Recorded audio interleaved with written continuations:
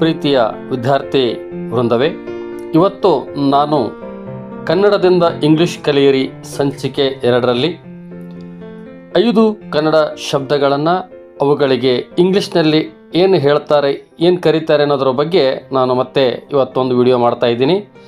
ಈ ವಿಡಿಯೋವನ್ನು ಸಂಪೂರ್ಣವಾಗಿ ವೀಕ್ಷಿಸಿ ಅದರ ಸದುಪಯೋಗವನ್ನು ಪಡ್ಕೊಳ್ಬೇಕಾಗಿ ಹೇಳುತ್ತಾ, ಈಗ ಮೊದಲನೇದಾಗಿ ಅಂಕ ಪಾಠ, ಇದು ಒಂದು ನಾಮಪದ. ಅದಲು ಬದಲು, ಪರಿವೃತ್ತಿ, ರೂಪಭೇದ, ವಿಕಾರ, ಆದೇಶ, ಇದು ನೌನ್ ಆಗಿದೆ. Exchange, returning, transformation, transfiguration, order ಎಂದು ಹೇಳುತ್ತಾರೆ. ಅಂಕಪೀಠ, ಇದನ್ನು ಅರ್ಥ ಇನ್ನೊಂದು ತೊಡೆ ಅಂತ ಹೇಳ್ತಾರೆ. ಇಂಗ್ಲಿಷ್ನಲ್ಲಿ ದಿ ಥೀ ಅಂತೇಳಿ ಅರ್ಥ. ಅಂಕ ಮಾಲೆ, ಬಿರುದಾವಳಿ, ಬಿರುದುಗಳ ಪಟ್ಟಿ, ಬಿರುದುಗಳ ಸರ. ಇದಕ್ಕೆ ಇಂಗ್ಲಿಷ್ನಲ್ಲಿ A list of titles, honours, degrees, medals, necklace ಎಂದು ಕರೆಯುತ್ತಾರೆ. ಅಂಕರಿಕೆ ನಾಮಪದ.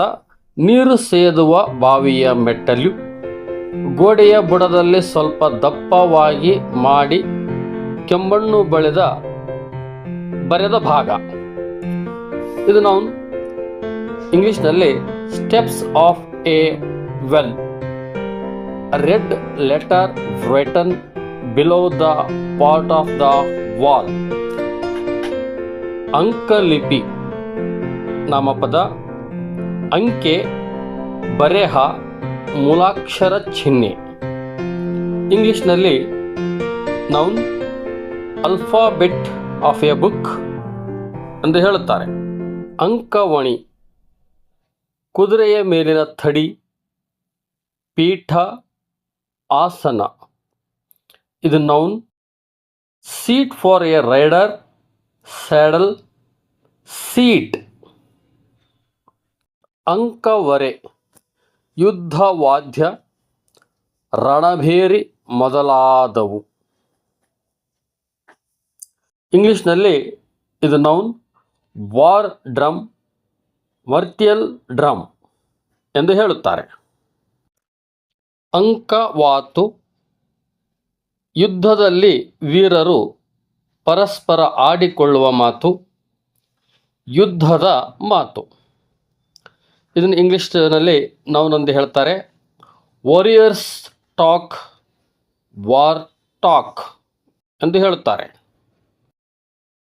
ಸೊ ಪ್ರೀತಿಯ ವಿದ್ಯಾರ್ಥಿ ಬಳಗವೇ, ಇದುವರೆಗೆ ಇಷ್ಟು ಶಬ್ದಗಳ ಅರ್ಥ ಕನ್ನಡದಲ್ಲಿ ಮತ್ತು ಇಂಗ್ಲೀಷ್ನಲ್ಲಿ ಏನಂತ ಹೇಳ್ತಾರೆ ಅನ್ನೋದ್ರ ಬಗ್ಗೆ ತಮಗೆ ಮಾಹಿತಿ ನೀಡಿದ್ದೀನಿ.